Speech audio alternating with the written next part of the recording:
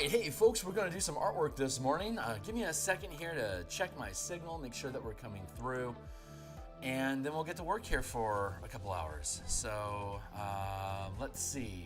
First, I'm checking to see if my channel is up. If you're already familiar with the channel, you know I'm just doing my gear up for the live stream, so you can skip ahead a minute if you want, and then we'll get for the live stream, so you can skip ahead a minute. Yeah, it sounds like my voice is coming through loud and clear, so I can drop that volume down to get it out of the way. Grab the link here, do the social media post, and then we'll be up and running here in a hot second. So for those that aren't familiar with the channel already, hey, my name is Phil Karrnath. I create role-playing games, I illustrate them, I publish them online, and we're creating an adventure for the Eberron campaign setting using the 5e24 rules, and I've been a DM since 1987. I've been a freelance illustrator since 1999. I've been an Eberron enthusiast since 2004, and I've been creating content on the DMsGuild for Dungeons & Dragons since 2018, but I have not yet made anything specifically for Eberron, nor have I published an original adventure. So this is a love letter, I suppose, to the setting. And hold on real quick, I have missed out on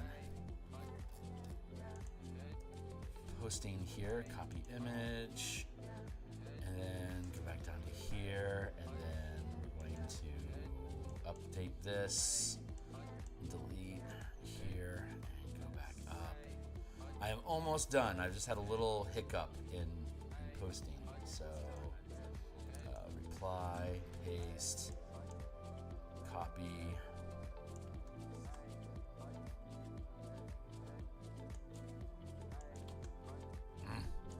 Trying to press the buttons here and get started, so forgive my clumsiness. There we go. And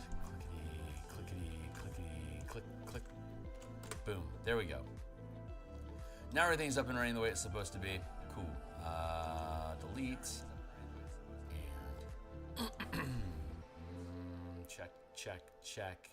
Okay, looks like everything's good to go. Sorry, a little bit of a stumble there here when we got up and running. Fixing my screen real quick. If you think artwork like this is cool, like, subscribe, hit the bell icon for notifications when we're live in the future. Here's a bunch of books that I've already created that are on the DMsGuild. They all have free previews. Be welcome to check them out. Ask me anything. Join my Discord community. Here's a full playlist of all 507 episodes of us creating this adventure and getting this down here and out of the way. Book cover we made around episode 40.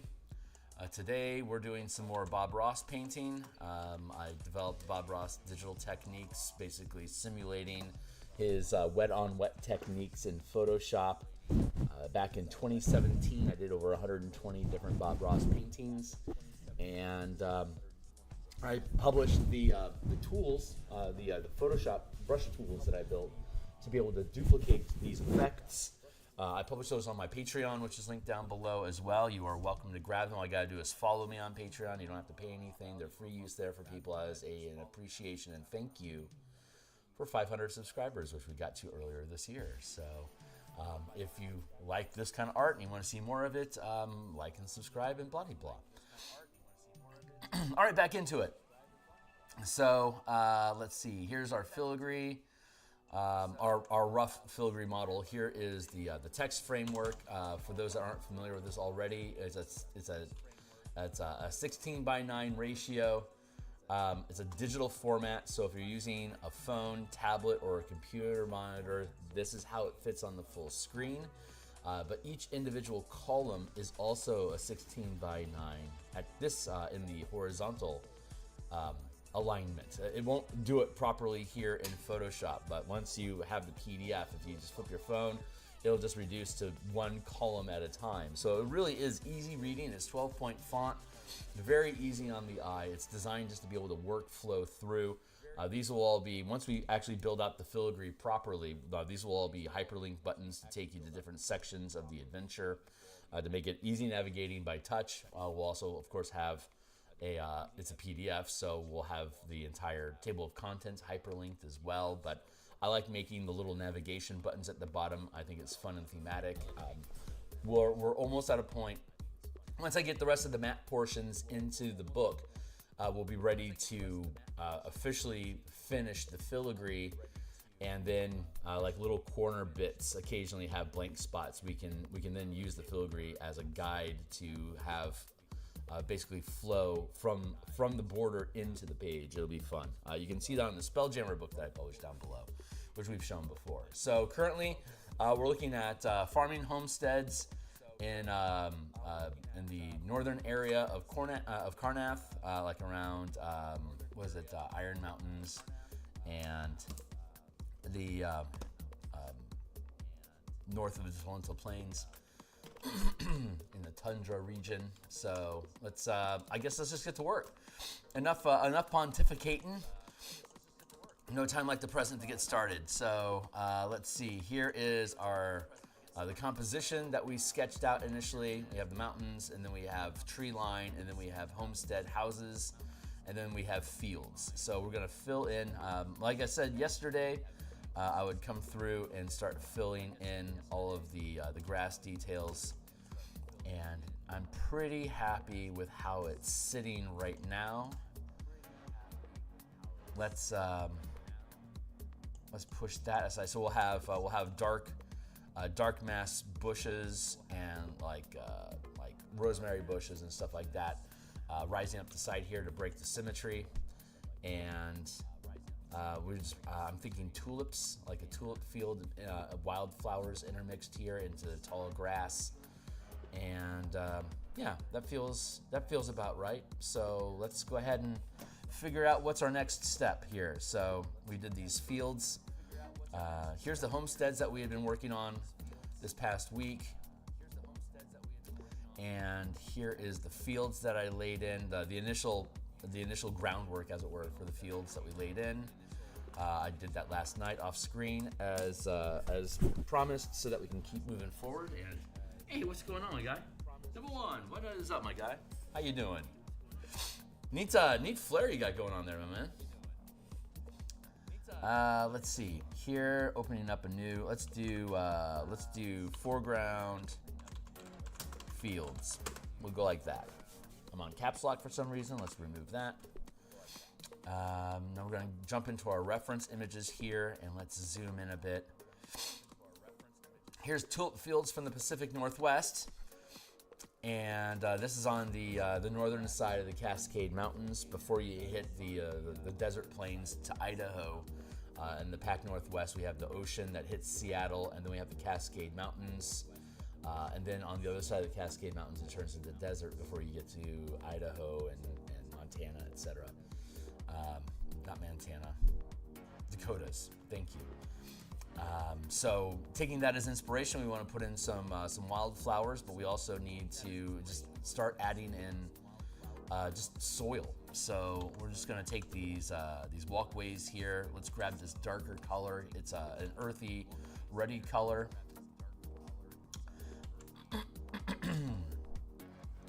Scroll down here. And I'm going to conceal the text for now because it's not needed. But we started layering in some color there. So now I'm going to, let's just grab the cloud eraser. The cloud brush is just a good general scrapey, it's a good general chunky sort of brush. So, hey, thanks. So far, so good, right? So far, so good. There's a lot of potential in this one, but there's always the opportunity to fuck up. So we got to be diligent. So for now, we're just going to layer in just some base color here. As you can, we have like most of the paintings that I like to do like this in landscaping. The real trick is layering contrast. So you can see here. I'm going to remove the filigree. So you got light, and so you got dark, and then light clouds, and then dark, and then you got the light peaks, and then you have dark from the mountainside below the frost line, and then it's darker into the forest, and then it's light into the field, the distant fields, and then it's dark into the foreground currently. So it just has this cascade of light, dark, light, dark, light, dark, light, dark, light, dark, and when you have those separations like that, your eye just naturally translates that into depth. Every layer adds more depth and distance into your piece. So some Bob Ross paintings, if you watch them, he'll have 20 some odd layers. of terrain in a piece, and it literally just stacks up. So right now I'm just laying down a base color. We're gonna switch to that same brush that we're painting with, and I'm just going to push, and I'm pushing the color down so that it blends along the this more distant, less saturated color. It's more faint.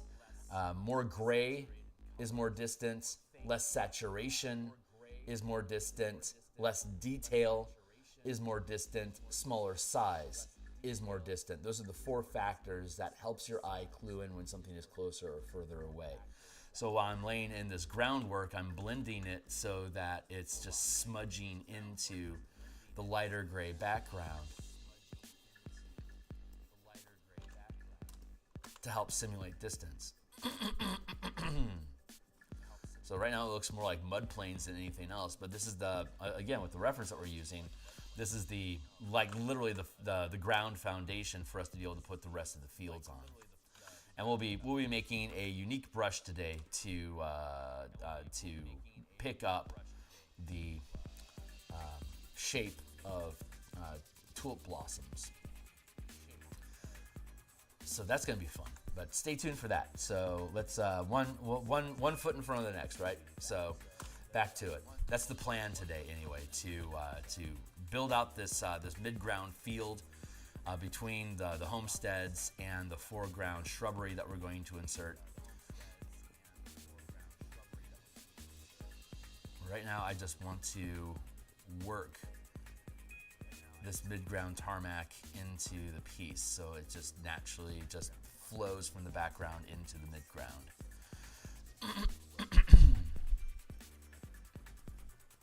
And we're going to add our text back in to establish space and scale of distance.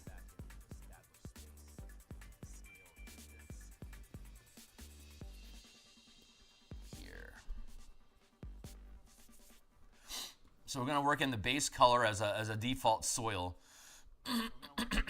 And then we're going to, over that, insert a light texture for like low grass and scrubbage in the soil, and then we'll build up like stalks and then plant. Excuse me, I've got a bit of a frog in my throat. Need to eat. Let's hit some water and coffee real quick. Let's see if we can clear that out.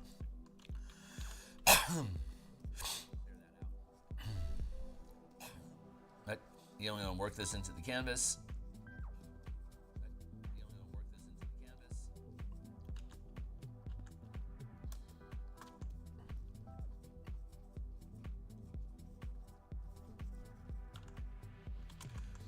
And I'm just using a back and forth. It's the same thing that Bob uses when he's working color into a canvas. It's just you're swiping back and forth. It's a it's a 50% strength smudge.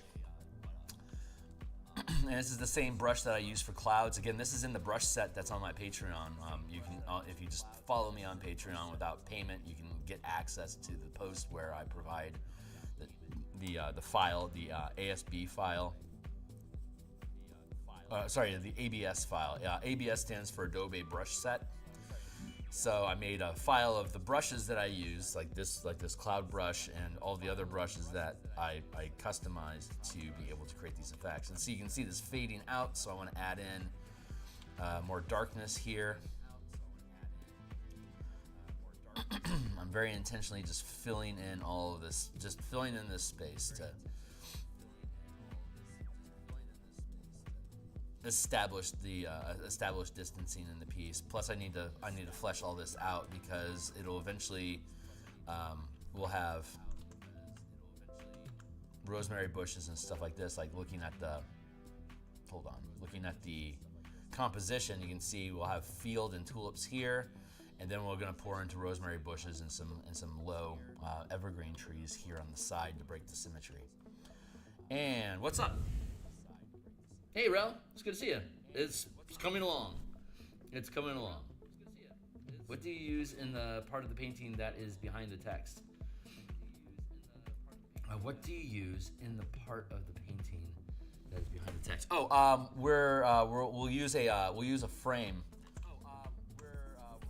like this. So we'll end up breaking off the frame of the picture. I'm just overextending the canvas so that when we go back in here, like I may decide that like having it over like this might look better than here. Once we actually finish the composition, I naturally overextend the borders so that the piece itself will flow, but however much of that is actually necessary for the composition, I don't know yet. We'll figure it out. I'm just overextending the piece because I want to make sure that it's thorough. But I keep the text in here because that's my natural frame. I don't want to use the masking layer as my frame because that's designed to separate the art. It creates an artificial boundary that is only needed because of the page composition, not the painting's composition, if that makes sense. Did I answer your question right? I don't know if I did or not, honestly. I don't honestly know. But yeah, like this whole block here is basically unused, is going to be unseen space, but that's how much additional buffer I'm going to have to be able to slide the piece over to the right if I decide it feels better over there. So, cool. Glad to hear it. Wait, are these like little birthday icons? Is that what we're seeing here? Or what are these things? Top fans. Oh, wow, Jesus, thanks guys. Top fans, okay. I don't know what that means, but apparently it's a button that gets pressed now in Photoshop, so or in YouTube. I've never seen that before. Oh, cool. Wow, Jesus, thanks a lot for sticking around, guys. I really appreciate you. Jesus, I didn't know that was a metric that they tracked. Okay, it is what it is. I am honored. Thank you. And we're just about done smudging these into the terrain. Yeah, that feels pretty good. We'll leave it like that. And now, let's see. Next thing we want to do is grab our reference. Let's grab some lighter color here, like that-ish. Too dark. Let's find. I'm looking for.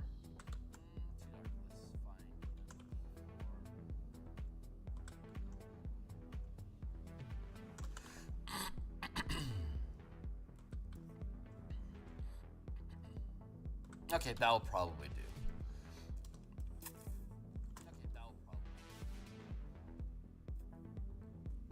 Hold on, before we walk away, let's consider our options.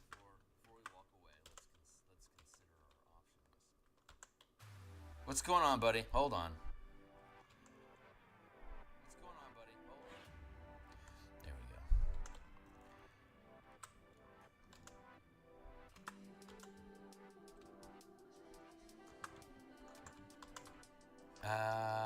I'm looking for. No, this is the same general color. So we'll go with the. I don't know, maybe. No, I don't want the sharper contrast. I want the lower contrast. So let's go with that. Move that over here, and let's grab. There. What's up? But I think that's not exchanged them like. I think they are on watch time. Yeah, fair enough. I don't know. I guess YouTube's just trying to figure out how life works. Let's see. Okay, we want to make texture, so we want to change up the texture from the other strata. So let's see. The grass blades brush is generally good for creating low ground texture. I'm going to flatten the brush.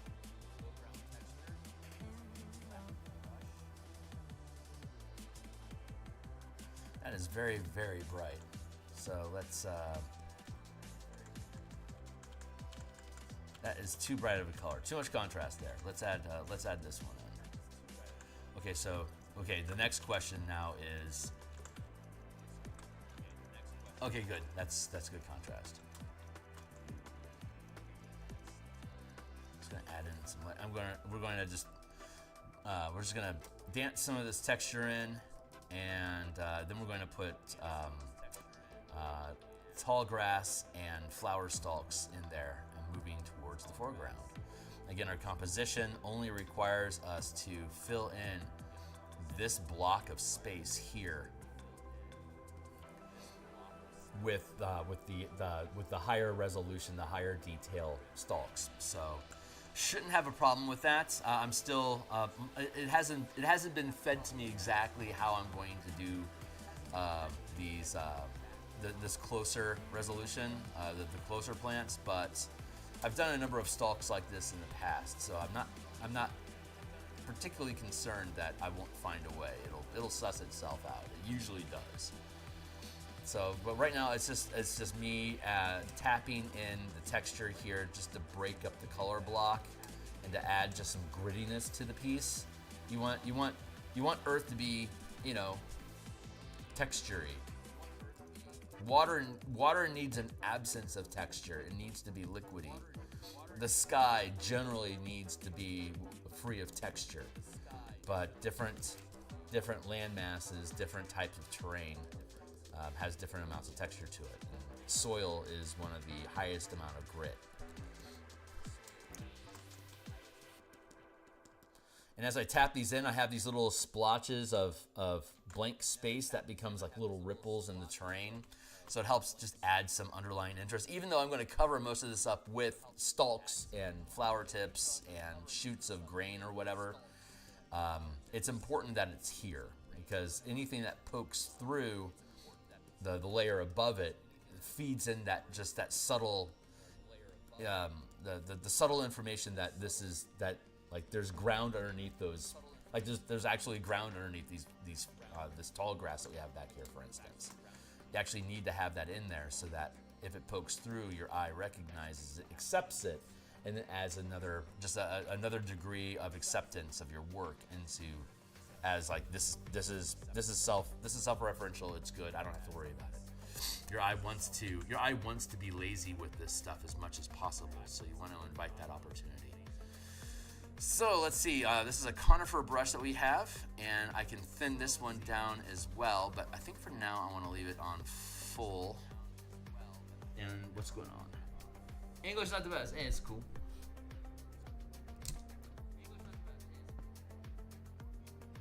It is a philosophy company now.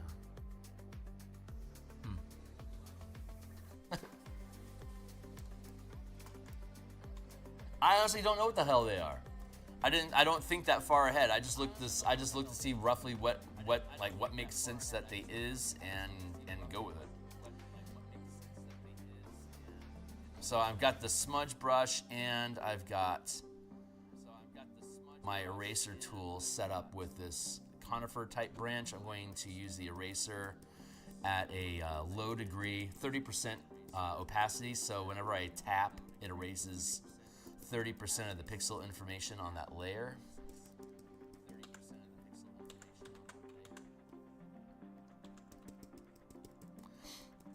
So that works with the texture of the grass blade that I use, and it creates this grittiness, and that grittiness turns into decent soil. I want to erase more of it further back so it blends in more, and then have less erase as I get closer to keep it choppy.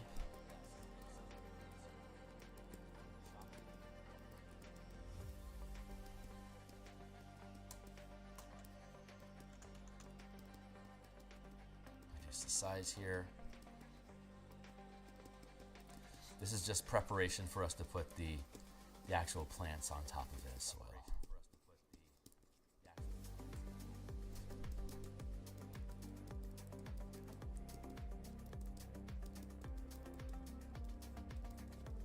Not a quick, easy process. It's just something that takes a little bit. I'm just stippling the eraser, basically, just tapping to like a sponge to remove ink from the space. And it's in a separate layer from the actual background. And I want it subtle. So I'll have this layer, and then I'm going to do another layer of grit over it to add more color contrast. And I'll be able to smudge that to start building the foundation for the low-lying plants that we'll then be able to build shoots out of. There, that feels pretty good as a base layer. And then tap on top of that. Here's that brighter color that I was wary of earlier. I now want to make use of that. I'm going to use this brush here.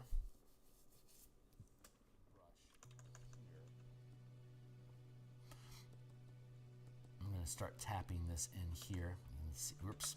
Let's see if I can get my zoom tool to work. There you go. See, it's just a very rough texture. It's got a mild curve to it. This is the same brush that I use to make branches and limbs for evergreen trees. But it's serving a separate purpose here because I'm going to use a smudge tool to distort it. But it's a good curved shape with odd edges that, when piled up like this, creates its own. Here, if we go back to our reference,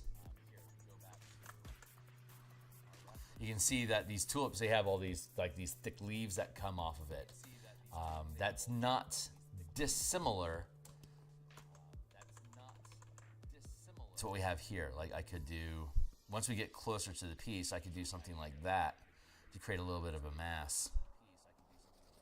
Anyway, that's over detailed, but I can use the brush in combination to create shapes. So I'm starting to build in those little jaggedy bits in the piece here to start setting up that language. When we get closer to the camera, we'll have more detail. So I want to build this as background using that same style, so that as we creep closer, the eye is going to again fill in the details, that when it sees what's up close and then it sees a texture that matches pattern in the background, it'll fill in and assume the same details for the piece for the bits that are further back away from the camera, where I don't actually have those textured details. The eye will convince itself that it's the same stuff, so it'll just automatically feed in that texture for us. It's just how the eye works. It shorthands as much as it can, because processing images is a lot of brain power. That, your brain has its graphics card, and you don't want to overwork it with RAM, so it's going to cheat. Hey, what's going on? Question. Okay. How was wilderness survival or exploration of natural spaces done in older editions? And while at it, how was enemy difficulty as well? I've seen comments on the internet of people complaining about this more than once in your free time. Complaining that the depth of environmental exploration doesn't exist. There's a channel called Bandit's Keep. BANDIT_S Keep, KEEP, as well as oh Jesus, what's the name of his channel? It's fuck, I can't remember. I'll figure it out. I'll remember eventually. But Hexpress, HEXED_PRESS. They're both YouTube channels here. Give me a second here to establish the type of texture that I want, and then I will happily pontificate on your question. So this is the brush I want to use. That's what I want to do. I want to go into Windows, brush settings.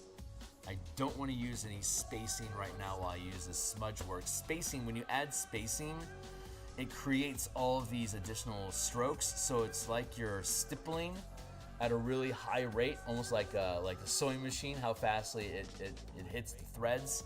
By removing the spacing, it just, when you put the brush down and you drag, it just literally just drags the same brush across the pixels. So removing spacing reduces the CPU, the RAM that your graphics card needs to use. So if I'm going to do a high degree of texture detailing on a large space, I'll often remove that spacing function from the smudge brush, because normally I don't use this brush for smudging. Normally I just use it for stippling ink on the page one tap at a time. So the spacing tool works well for adding ink, but when I'm smudging ink, I want to remove that spacing, that iterative spacing tool. So I can come into here with, like, say, an 70% strength and start dragging down here.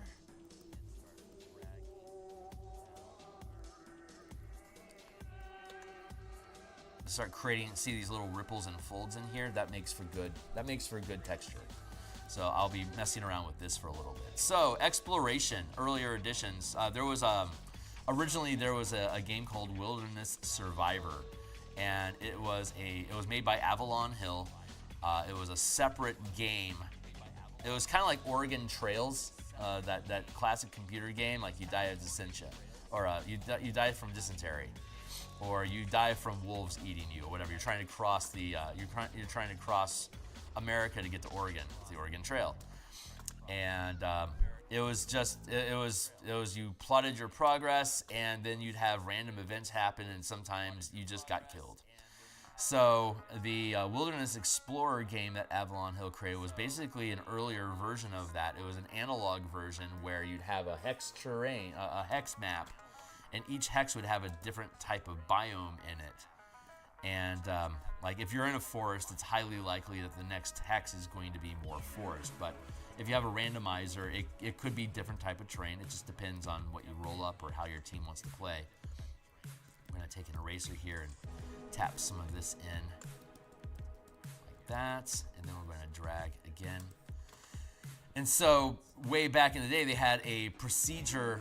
It was procedural generation of like what kind of chaos would happen as your characters were exploring the wilderness. They'd go through the hex crawl and encounter, potentially have encounters with creatures, but generally the risks that went into wilderness exploration was running out of food, getting lost, running out of water, or being attacked.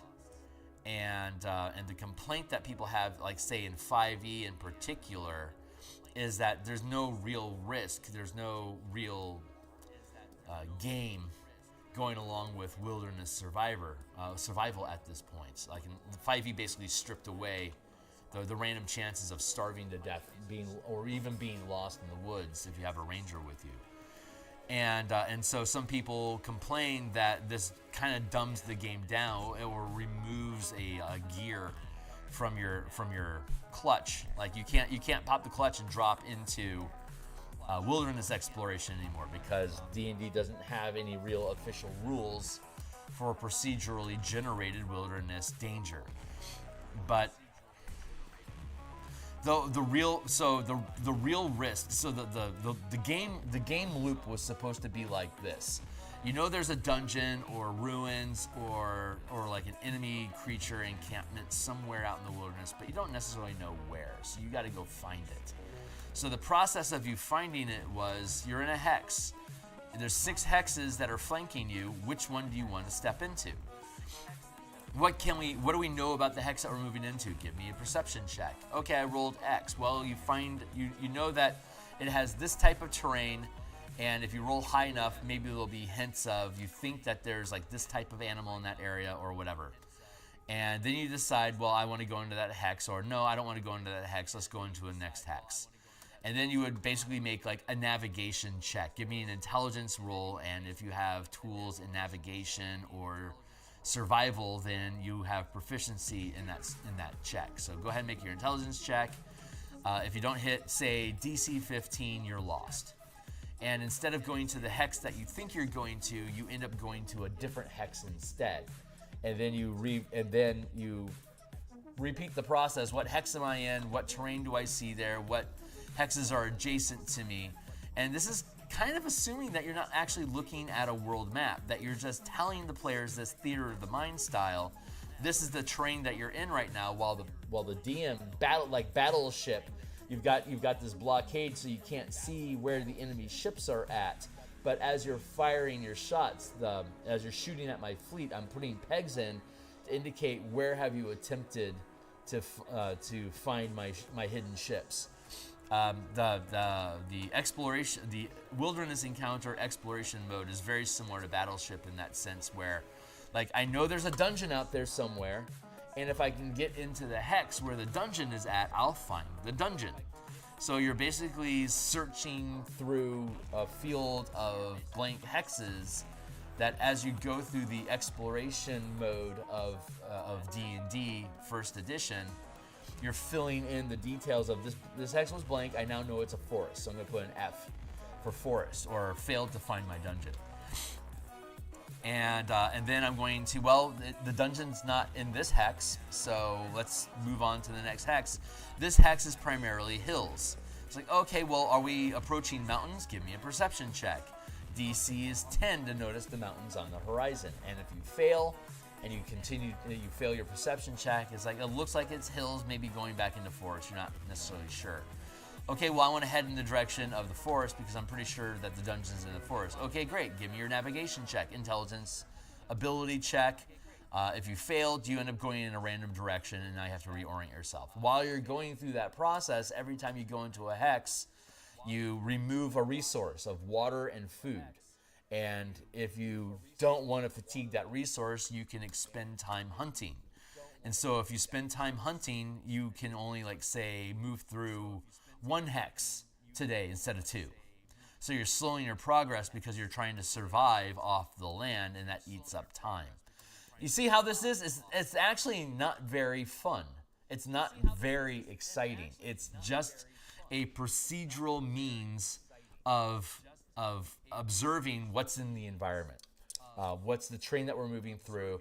And as you move into a new space of terrain, the DM will make a random encounter check to see, are there monsters, creatures, beasts? Is there some sort of interesting creature to interact with inside the hex while you're here? And if the answer is yes, roll on a random table based on the biome that you're in, and that'll determine the creature. And then there'll be a random table about how many of those creatures there are, and that becomes your encounter. Hey, it looks like there's grizzly bears in this forest around here. You're seeing grizzly poop.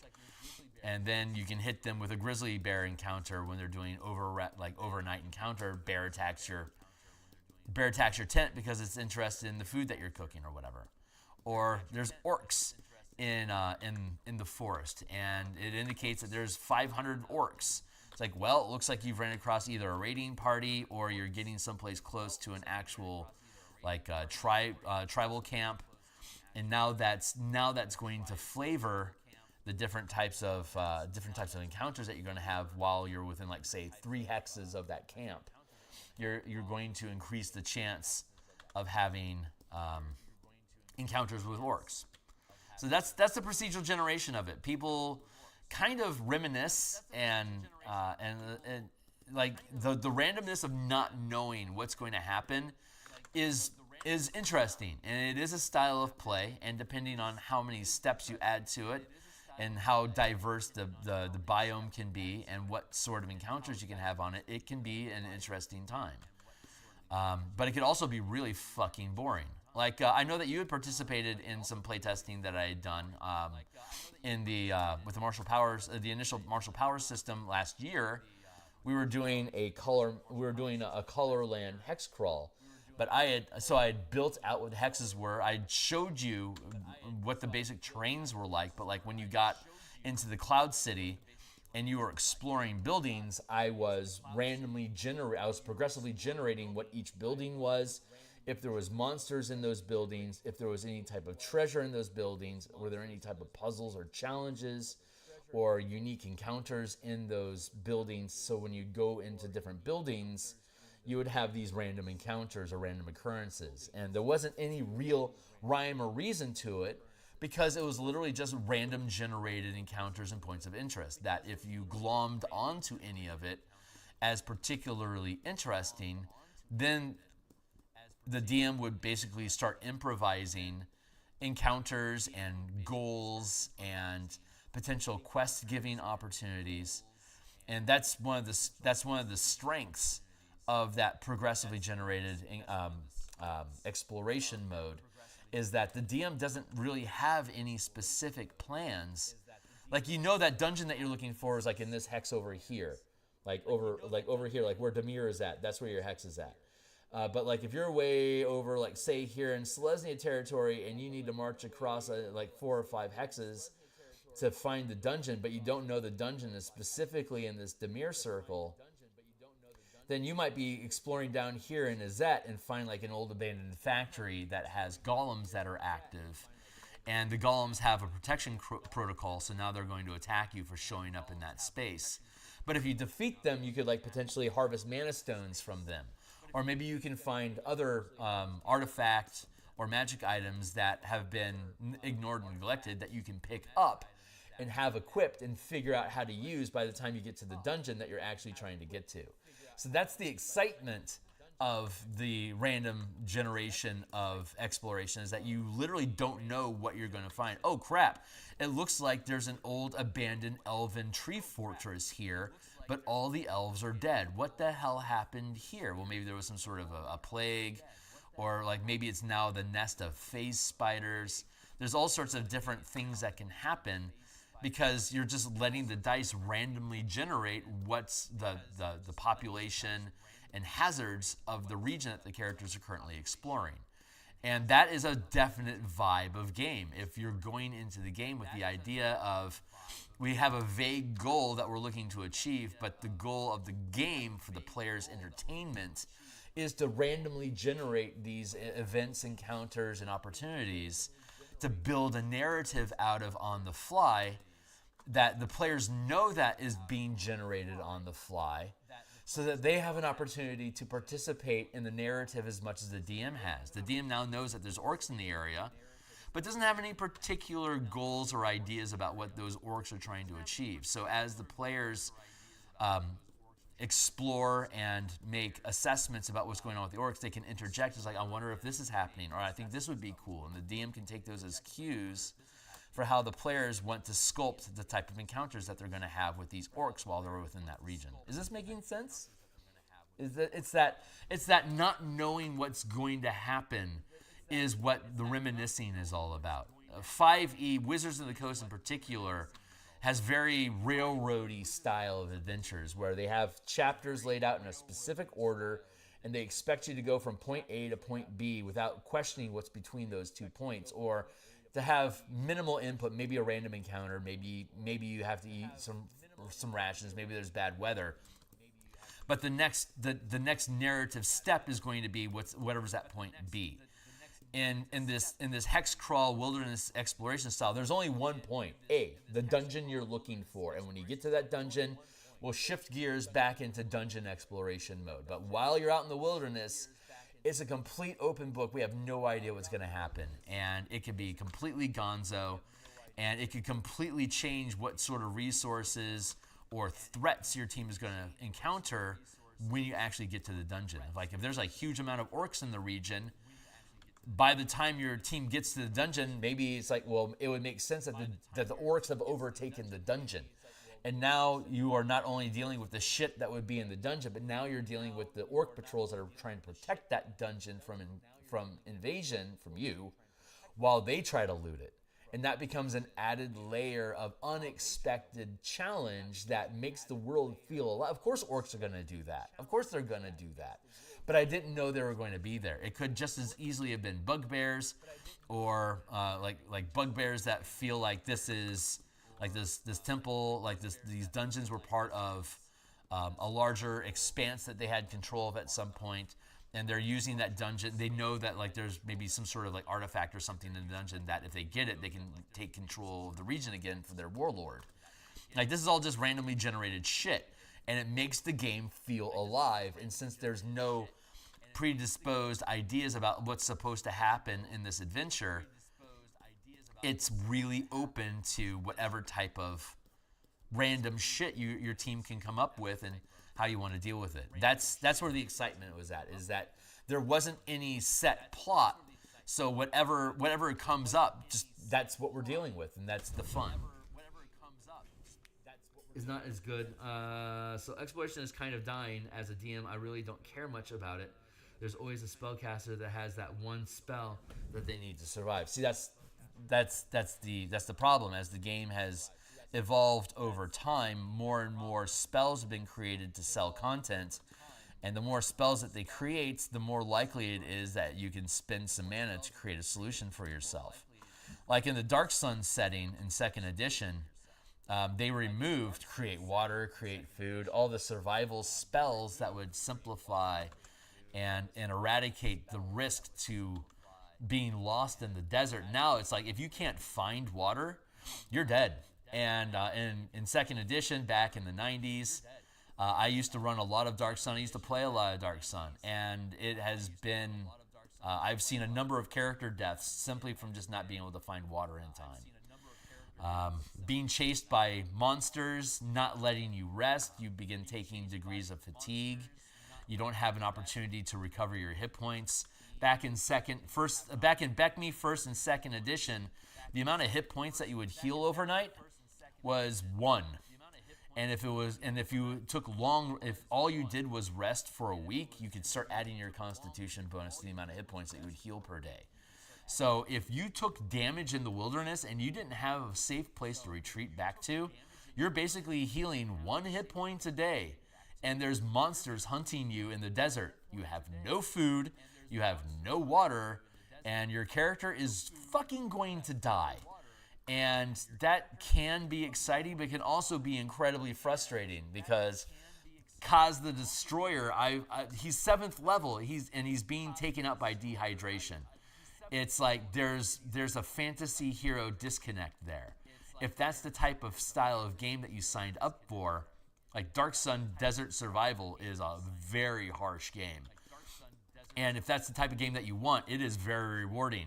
And they had, like, in the actual player's handbook, they're like, you want to have 3 characters. You're going to play 1 character at a time, but you want 2 more characters ready to go for when your character dies in the desert. You can replace it with another character. So, like, you weren't expected to have your character survive, yet the campaign would go to 30th level if you could survive that long. I never had characters survive that long. I'd never had any characters survive past 7th level in Dark Sun, ever.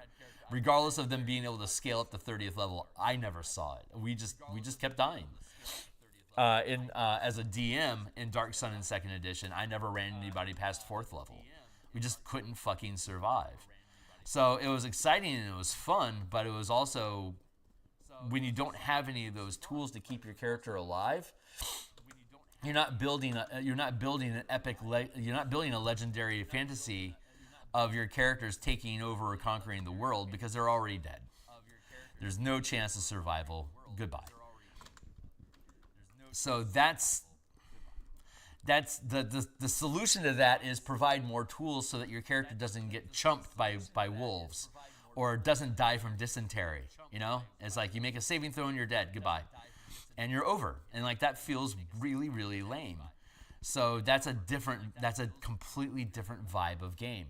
Wizards, since taking over with 3rd edition, have been emphasizing the dungeon punk sort of idea of Dungeons and Dragons, where your characters, the core of their time is going to be spent fighting monsters, resolving traps, and figuring out puzzles in a dungeon space with as much role-playing interjected as you please. And as 4th edition became 5th edition, we moved out of the dungeon and more into the theater. It's more about a lot of games in 5th edition now, or the people that are playing 5th edition, a lot of them are interested in just developing their character's backstory and in a very Vampire the Masquerade sort of World of Darkness sort of way, developing their character's presence.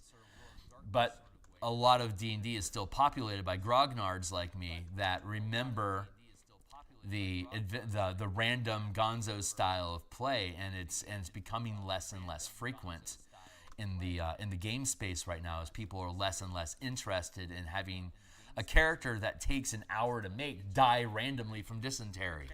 When it takes 5 minutes to make a 5th level wizard, 5 minutes, 5th level wizard, you're ready to go. Who fucking cares? Kill the character, maybe this one will survive. But when you have to spend an hour and a half and you have to use an app to build your character because you don't know how to do it because it's too complicated, yeah, people don't want that guy dying randomly. They invested time making that character and they built a narrative around it. They want that character to stick around long enough to actually enjoy using it. So that high, like that save or die approach to gameplay disappears because you're devoting your entertainment time into building this persona. You don't want it killed right away because now the death becomes a bug, not a feature in a game that takes an hour and a half to build a character. So you have to be aware of that. Let me catch up on the text here to make sure I'm still leading the charge here. Whole misses this is just missing that past style. Yeah, it's just missing the style. Another thing I'm noticing is you are not going to have a whole lot of diplomacy and bargaining with people. Well, you can because like you don't know why the orcs are there, right? Why are you there, orcs? And if you can get into a conversation, and you can generate diplomacy, then there you go. But the orcs are trying to achieve a specific goal, and generally, if you're going to interact with them, it's going to be oriented around that goal. This is quest giving. So it becomes this orc tribe is like, hey, we won't kill you, but you're looking for that dungeon? Yeah, we're interested in that too. We want you to tell you what, we're going to not kill you, but you're going to work for us. So go into that dungeon, and I want you to trigger all the traps, resolve all that shit. If you survive, great. We won't kill you. We'll let you leave here alive, but you're not taking any treasure out. If you try to come out with treasure, we're taking it from you, and then we're telling you to fuck off. Like, we're just going to bully you. That's your fate. And then your characters decide if they want to play along, or if they want to fight them outright right away, or if they want to play along and then try to find a way to betray or slip past the orcs with the treasure. Like, that becomes your new challenge.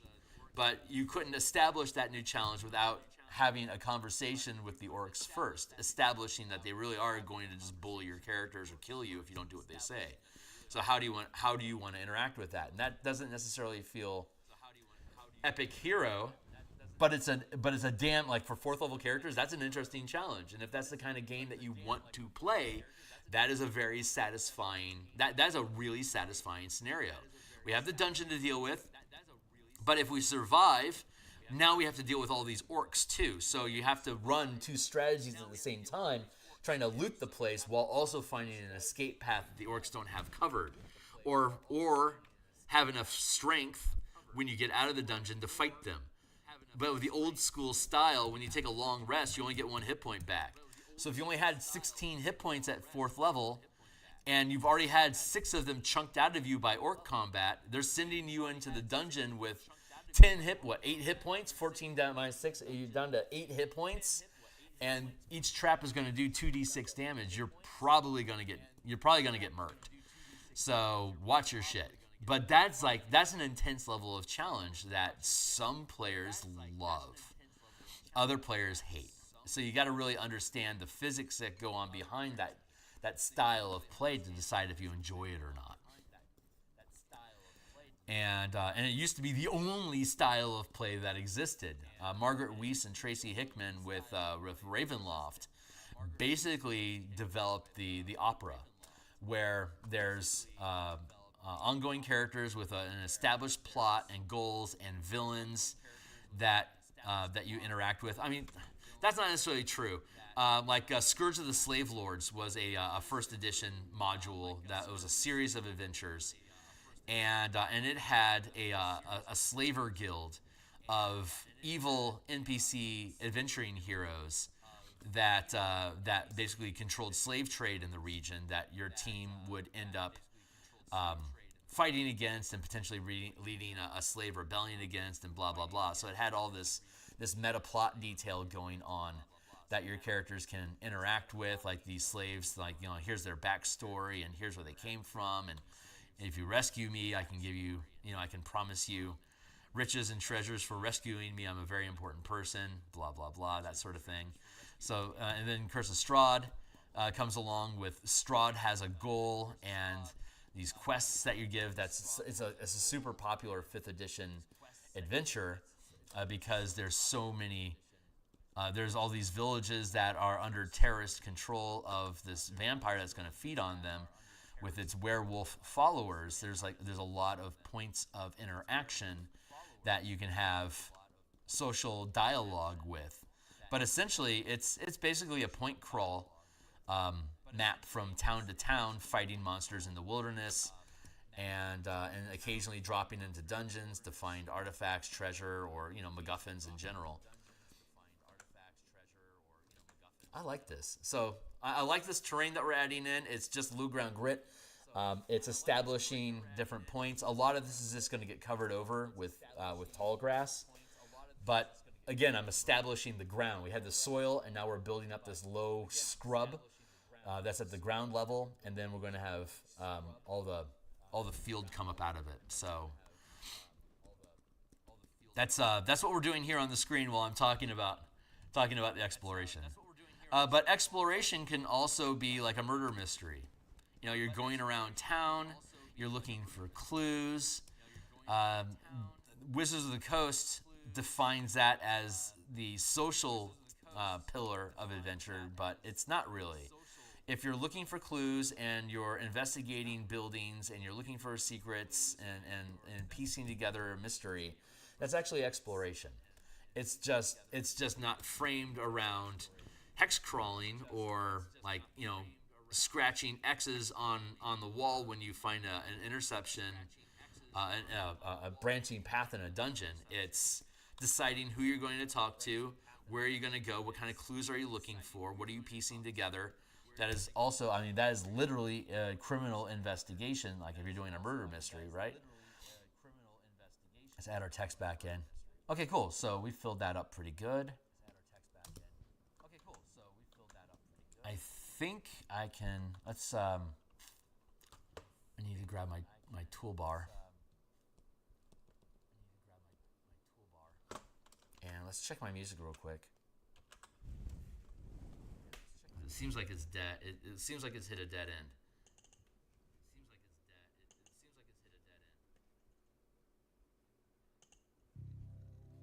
There we go.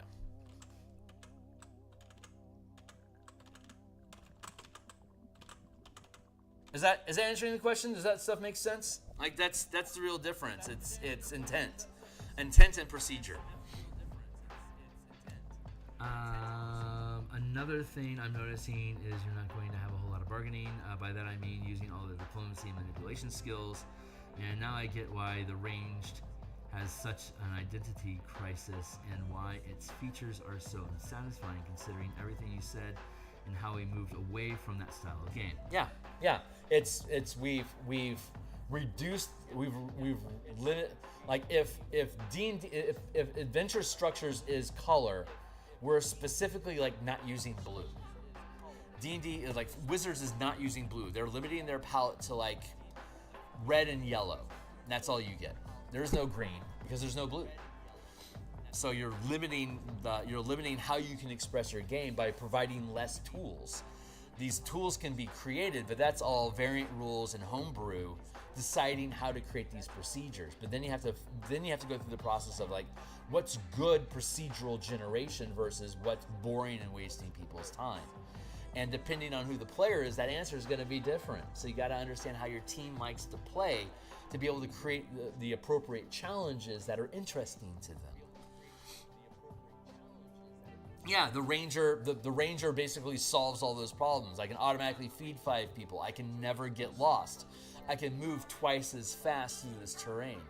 These were all 5e14, the original 5e problems with the ranger that just completely nuked the challenge of being lost in the wilderness. If you have a ranger with you, you can't get lost. If you have a ranger with you, you can't starve. And if you have a ranger with you, you can get through this area faster to get to where the dungeon is at. You'll find the dungeon easier with that ranger with you. It had a bunch of built-in tools that basically, like a spellcaster, you just defeat the problem. It just gets defeated without a challenge. or you cast a spell that like no location was a psionic power in second edition. That when you spent the mana, it would just literally give you a ping on a map, like here you are. Where am I in relation to this town, or something like that? It was ridiculous. I'm going to sit back for a second. I like this terrain that we've scratched in, but it's now time for me to start implementing new plants to layer over this. So I'm going to take this as foreground. We're going to go with foreground soil is what we're going to call this stack of layers here. And then we're going to create a new one, which is going to be foreground grass. We'll just call it that. Let's get back into, okay, first I want to look at, this is wheat, which isn't necessarily what we're working with. We have cornfields in the adventure, but I don't necessarily want to do corn stalks. I like the idea of wheat. So we're going to, oh boy.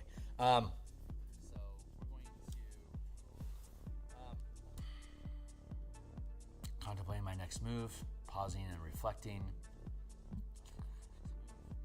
Okay, I think I know what I want to do. First off, let's grab our color.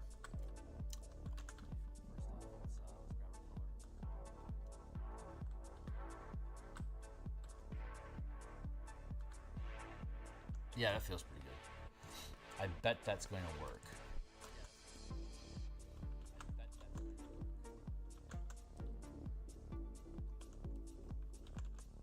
Cool. I actually want something between these two things.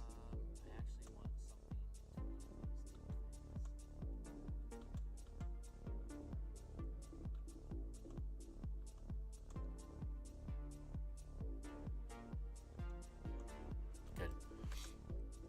I'm going to take the same brush. I'm going to, so we were using it vertically on the ground, but now I'm going to use it horizontally to start creating this texture effect here. See?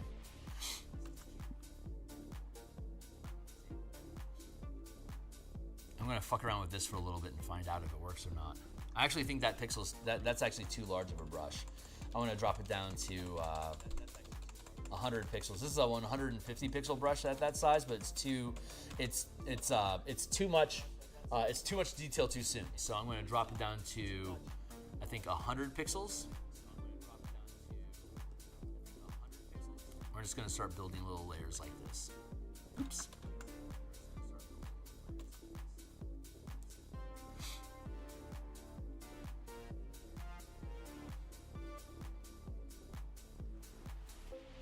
What's up? I'm using Photoshop. Hey Ryan, how you doing? Rel says, and how it lost a bit of its identity now. Yeah, now we move to a different style of game that's not messing around with that and find out. Yeah, it's not, because it takes so long to build characters, you don't want them to die to random bullshit. It's obnoxious. People don't want it. Yeah, I just use Photoshop. Good to see you, Ryan. So, what we were, when we were doing this tall grass, bulk and anonymity was our strength in building up that detail. Same with the forest. We want bulk. We want lots of it to infer a forest. But as we're moving closer to the camera, we want to instead start focusing on details. So it's not as so much about bulk as it is about like simulated bulk, faking it. So I'm adding some of these layers in here to start creating this texture. And this will take a little while for me to do, like everything fucking else does. But I want to create these unique tip silhouettes, because I have light. You have dark light, dark light, dark light, dark, and now we're overlaying this light layer on top of it. So like here, for example, this is a decent place for us to park for a second. You can then take this smudge brush that we're using and pull down the edges a little bit.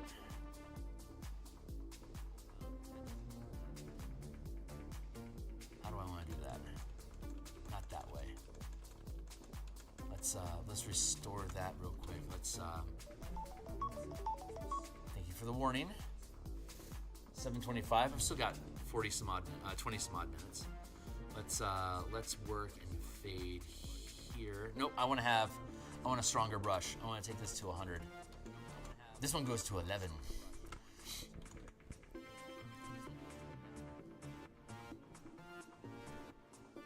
I'm gonna grab these and pull them down.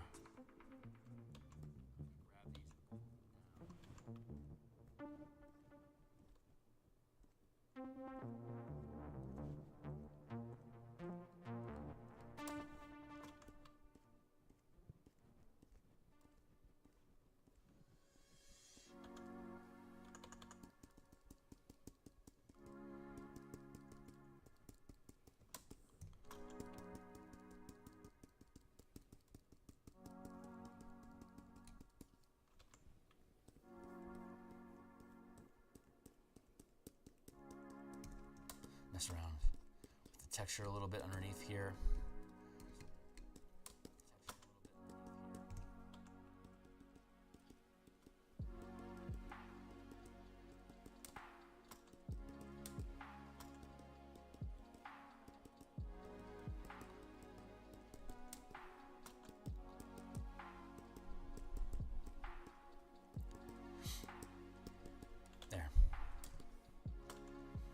Do that 1,000 times and we'll have ourselves a field.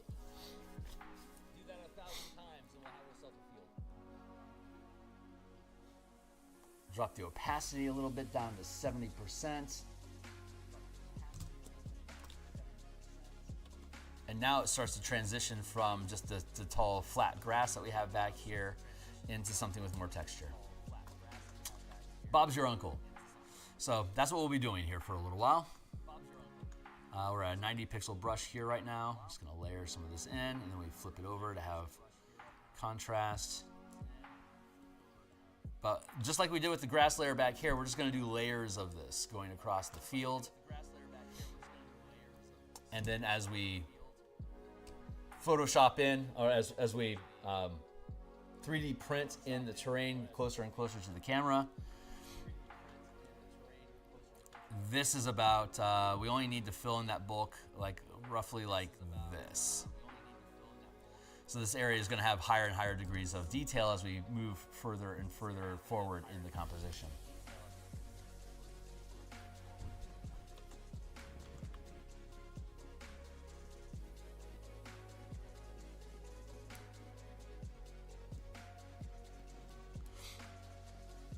So the bulk of the field at this level is using the brush this way, but occasionally I flip it to create stalks like that, so that there's a mildly replicating pattern that your eye can identify.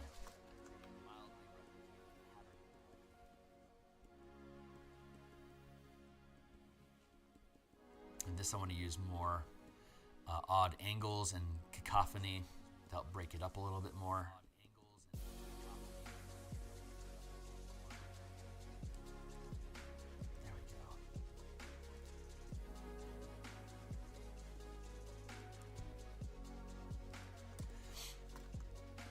Yeah, it's kind of a hex crawl is literally going in knowing that there's going to be stuff out there, but a lot of it's going to be randomly generated to allow for improvised and spontaneous ideas and adventure.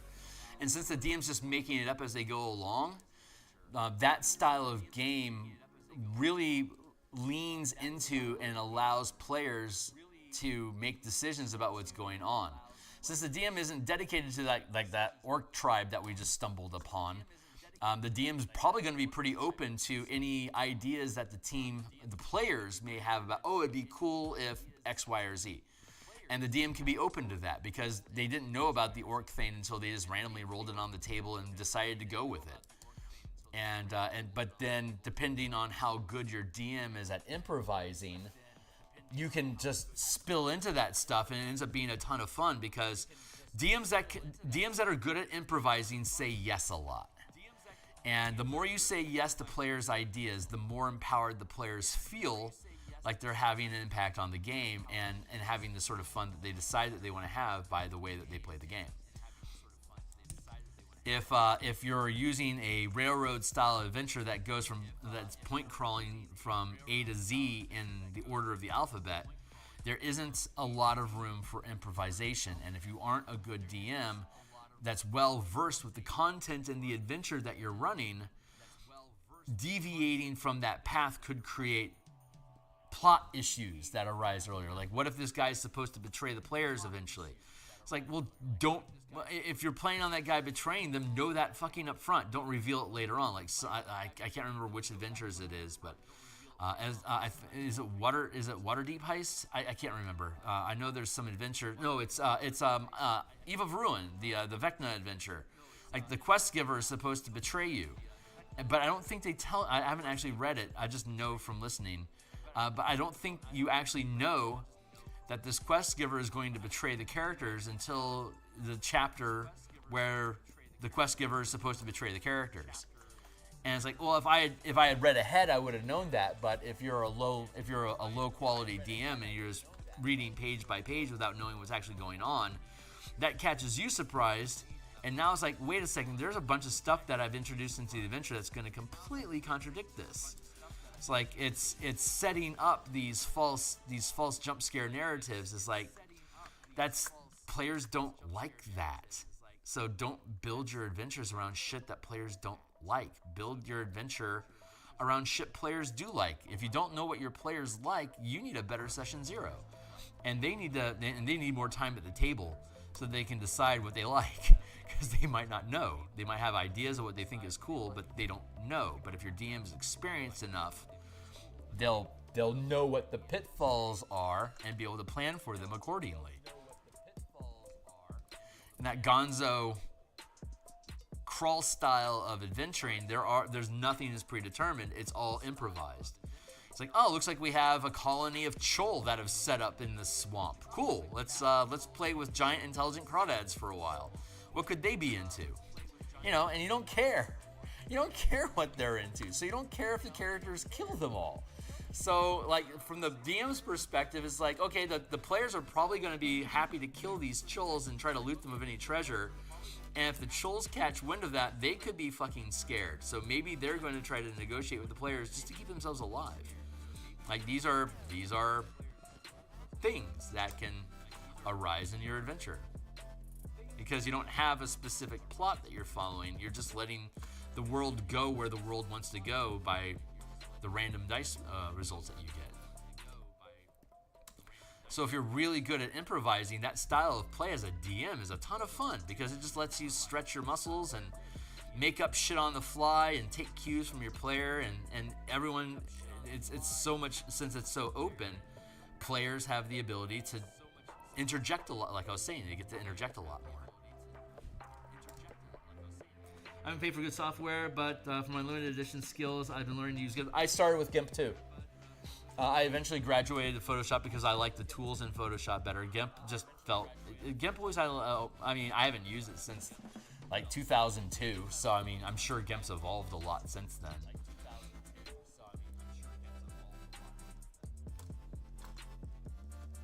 But yeah, I started with GIMP. It was a good program. It did what I needed to do. It certainly. I learned how to use a tablet, a digital tablet. I use a Wacom in 202 Pro. It's just a little 9x12 board, and it just sits on my desk in front of my keyboard. So I basically sit like this. I've got a keyboard up here, and the tablet is like partially underneath my hand. But most of the, like, I don't use this corner of the tablet where my face is at. So I specifically put my face on stream. I put my face where I don't draw, because normally that's where my palm is resting. Like on the keyboard, this is where my palm rests when I'm tapping keys to be able to switch between tools and change tool sizes and yada yada. But yeah, I cut my teeth on GIMP. I learned how to do layering. I learned eye-hand coordination, so that I don't need an in-display tablet to be able to draw.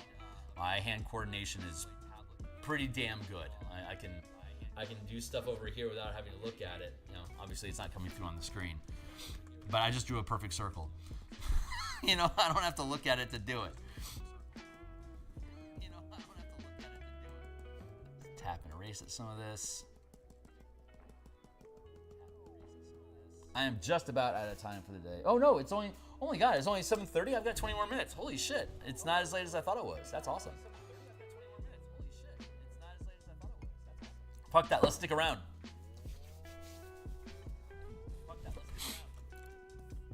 Let's go.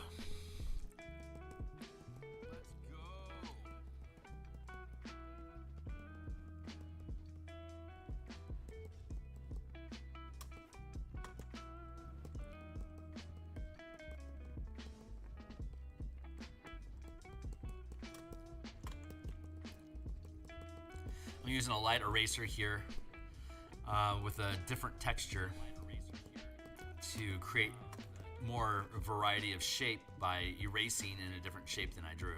Sometimes I'll use, the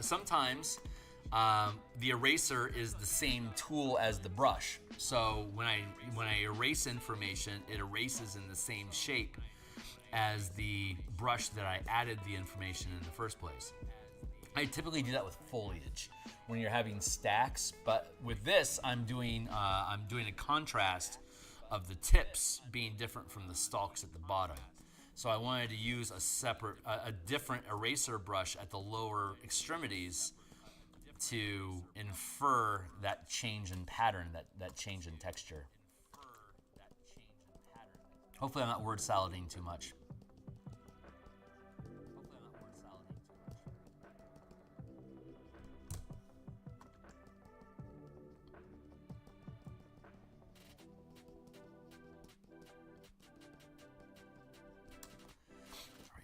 Bit.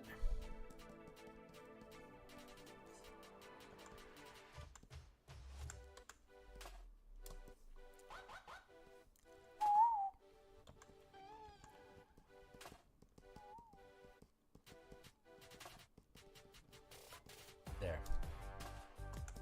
So we're gonna do that a lot. Let's do another layer.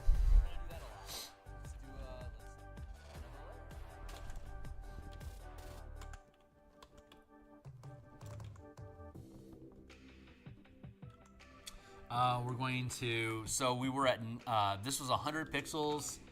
We're closer, so I want to push it up to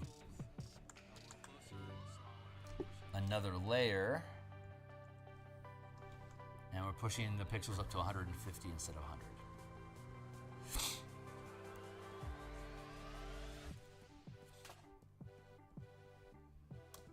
And I'm looking at these gaps that I have in the back row here, and I'm dropping these higher resolution shapes into those gaps so that they can stand out from their peers in the back row.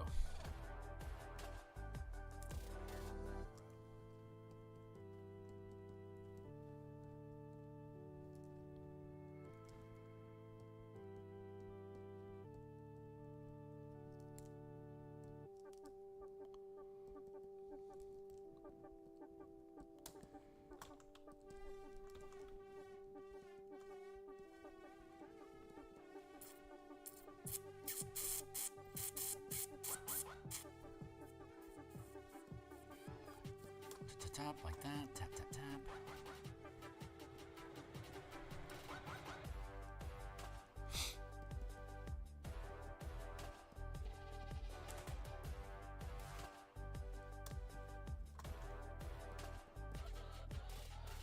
I'm going to drop the size a little bit here now that we're moving further away from camera, 125 pixels, where these back here are like 90 to 70. So I'm still keeping the ratio that these are closer, so thus larger, but also scaling down in size as we move across the camera, or move across the canvas away from the camera.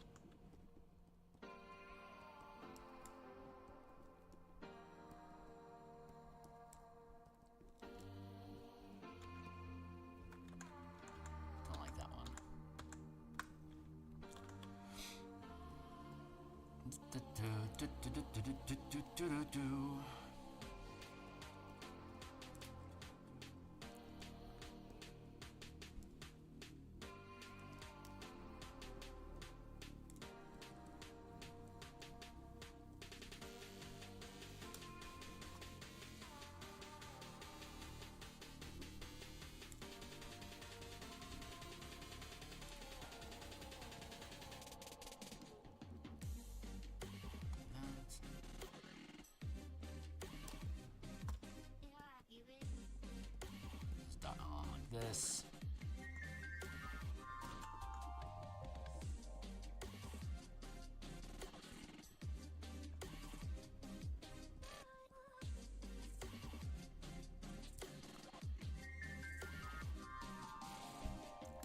That's probably going to be good enough. So let's scratch and drag like we did the first set. Actually, I want to extend this out here a little bit more.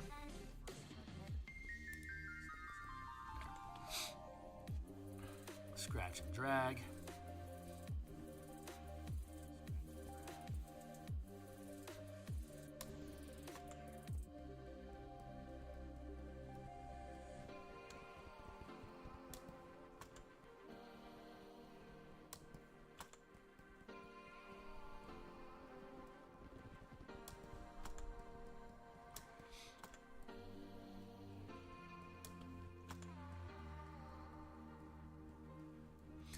Normally, if I replicate a pattern long enough, it ends up looking good.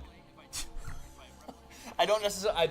I haven't used this specific technique before, but I've used techniques similar to it before, and generally it turns out okay. So I'm running on faith right now, not really knowing how this is going to turn out. So taking the eraser here and then going vertical to tap in and carve up into the space a little bit. Really low. It's like a 10%. Oh god, 60%. That's a lot. Let's drop that down to 30%, so we can scratch away the base here a little bit more.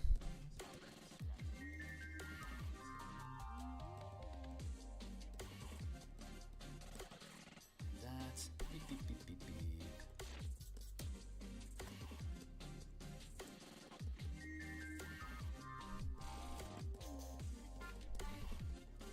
I just want to take the edge off the bottoms so that it's having the getting darker the further down towards the soil you get allows us to do more layers, so it doesn't just turn into a wash of color. Like the opacity on this one, we should probably drop down to like say 80%.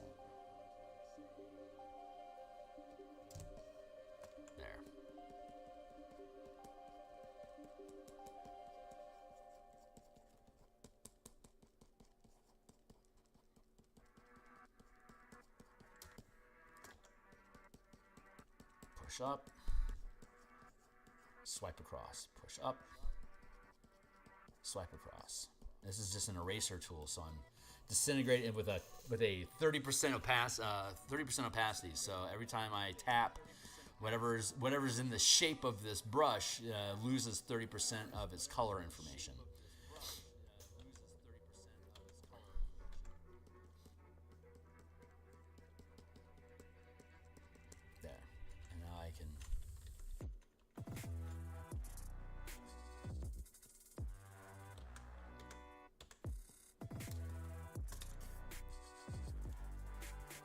Take this back row, let's drop its opacity a little bit more down to, let's go to 50%, and we can take this one down to 65.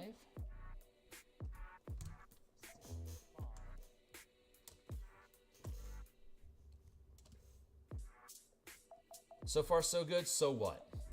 Next layer. This one's going to end up being, so that was at, so the first one, the furthest back is 50%. This one is 65. The next one will be 80%. And we'll layer that one on. We're going to use a larger brush on the new layer. It's still the same. So we're going to go to 200 pixels instead of 150. This is going to be significantly larger. Again, we're creeping our way towards the camera, increasing the size, and at some point, probably after this one, we're going to reevaluate the type of texturing that we're using to create these shapes, to see if we can further enhance them with more detail. But since they're closer, I can do less of them.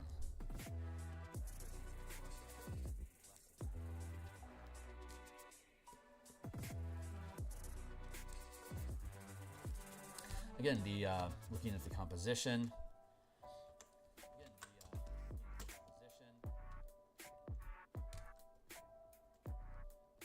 Dropping the text in.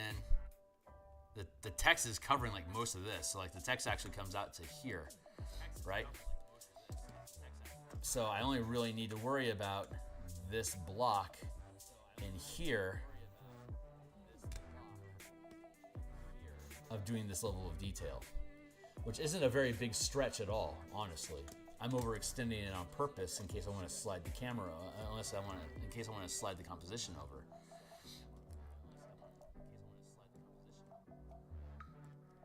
And now I'm occasionally breaking the horizon of the plants.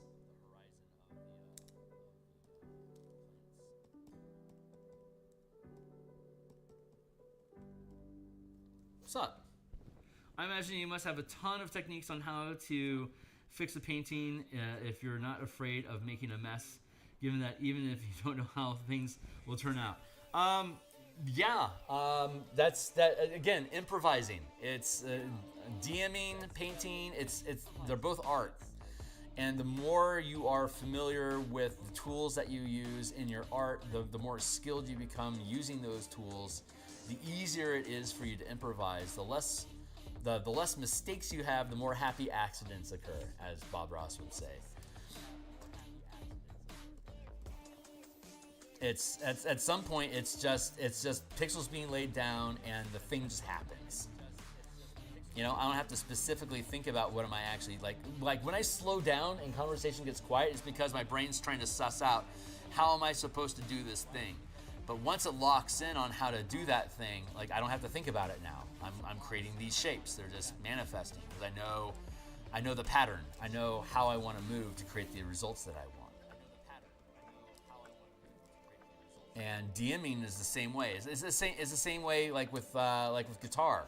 You know, as long as you know what timing you're in, you're pretty much free to be able to play around. If you want a replicating pattern because it's a lick or some sort of like chorus groove or something that you're doing, then you're going to establish that pattern, but there's going to be gaps. The jazz of it is the space between the established notes where you get to play.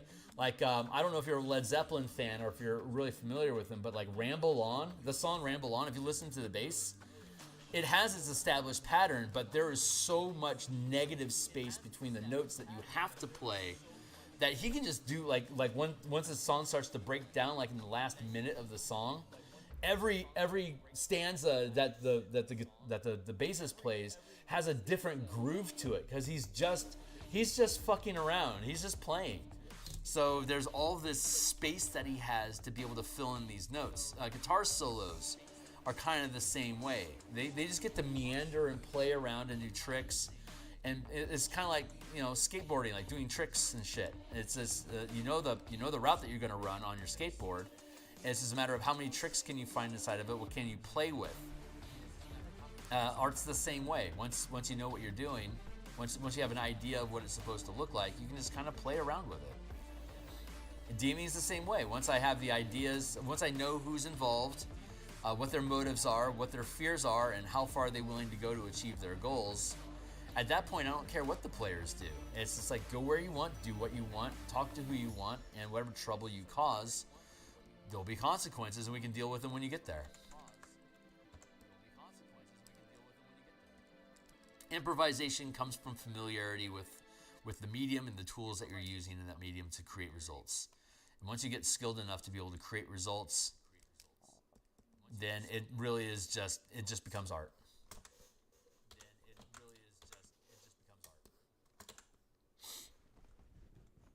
Curious your thoughts. Hey, Brian. I'm curious the thoughts on the 2020 system and its flexibility to be used for different settings. I found new players pick up on it pretty quickly. Can you clarify what you're referring to? Because we've been talking about both artwork and D&D in general. I'm not sure where we're coming at with that question. Players implies that we're talking about D&D, but are we talking about like the new 2024 rules, or I don't want to make any assumptions before I dive off a cliff into conversation. Again, the same process. We're just grabbing and dragging.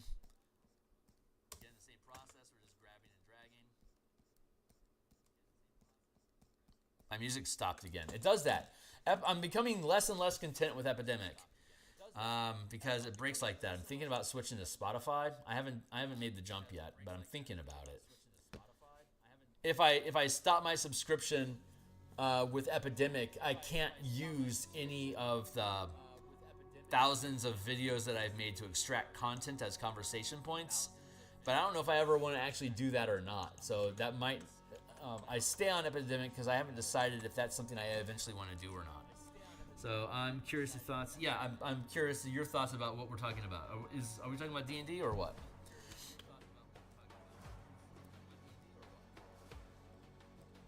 Because you know I've got opinions.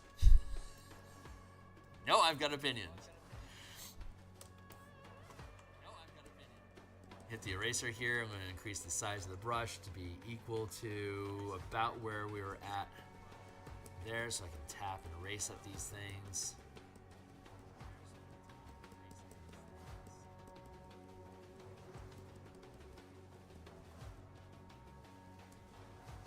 Text. I spy with my eye. Referring to the ttrpg 2020 system, which has a few different IPs it's used for. I use Modifius 2020. The 2D20 system, like Star Trek, or Conan. Is that what we're talking about? I'm not real familiar with that system. I'm aware of it, but I don't know enough about it to be able to speak. Recent games. I've got anything from the year 2000 plus. I've got familiarity with obviously D&D version 3, 4, and 5, and 5.2.4.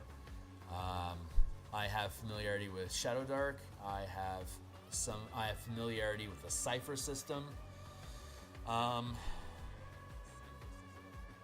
aware of, but never played Blades in the Dark or any of its dark variants. I'm aware of like Powered by the Apocalypse, but I've never played it. Earlier than year 2000, I've got a lot of system mastery and familiarity with various systems, but I'm only vaguely aware of the 2020. I can't answer that question for you. I'm sorry. Glad I asked because I don't want to make any assumptions there. Uh-oh.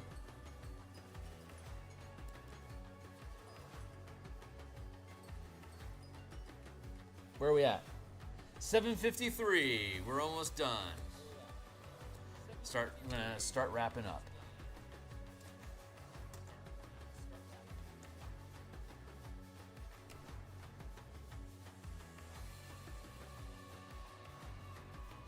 Oh wait, that's not right. This one.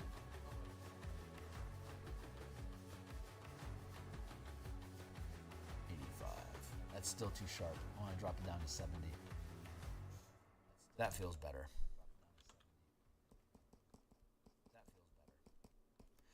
Yeah, I'm hyper specialized in 5e right now because that's where most of my game design goes. So that's 5e and Shadowdark and some Beckme variants is basically the only games that I currently play, just because I'm staying focused on that D20 space.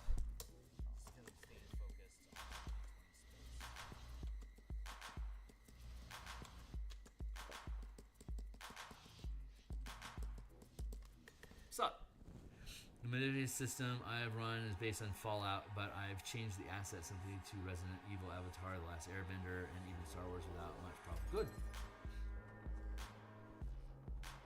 No, I am not familiar with Girl by Midnight.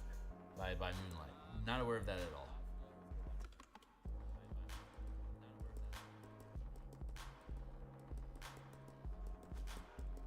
Fix that a little bit. Let's reapply our destroy our layer mask. Get rid of our text.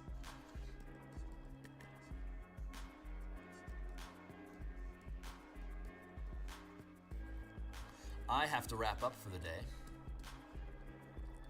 So I'm going to be back tomorrow morning. We're going to continue this piece. I might work on this some more tonight in my own times.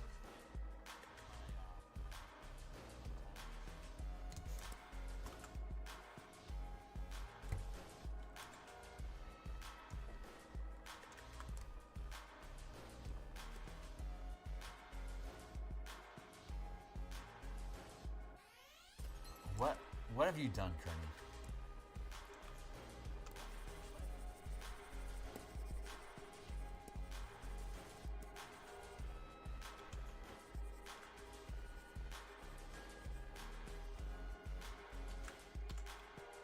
Cloud brush here real quick to fix our mistakes.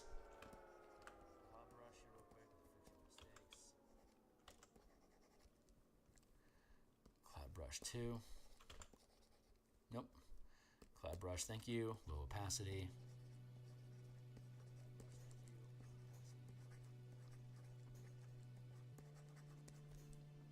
Text layer. Blend. Blend to win.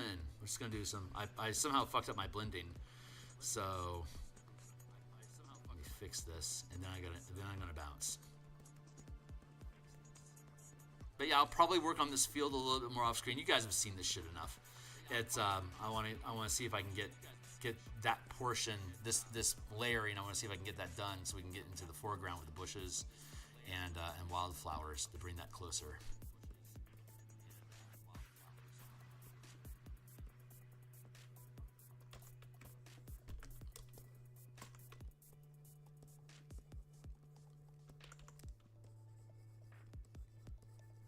I'll be back tomorrow morning. I will be on tomorrow night to continue the Ravnica background development for 5e24. I will be here Friday morning. I will not be here for Friday lunch, but it's a holiday here in America, so I have the day off, but I'll be spending most of it with family and friends doing barbecue stuff. So I think I'll be able to get maybe two or three hours in the morning on Friday morning, but I don't anticipate having a game my lunchtime develop stream. I'm going to be off doing burgers and shit on a barbecue, so I shan't be on Friday night, but I will be around Friday morning. So this tomorrow night, Friday morning. And then I'm back to my normal schedule Monday night. I suspect we'll be working on Strixhaven backgrounds by Monday night. And hopefully getting into Theros Piety by Friday, if not Thursday. So that's my next 2 weeks. Once we get past the Ravnica, Strixhaven, and Theros, we'll be effectively done with all the 2024 revisions to date. We're still playtesting, but all the classes and all the details will effectively be updated. So I can potentially contemplate book construction and actually locking down text for the 5e24 revisions of the Color Mana system. But I also want to build out the rules for Mage Tower, playing Mage Tower as a combat sport PvP style using the 5e game engine.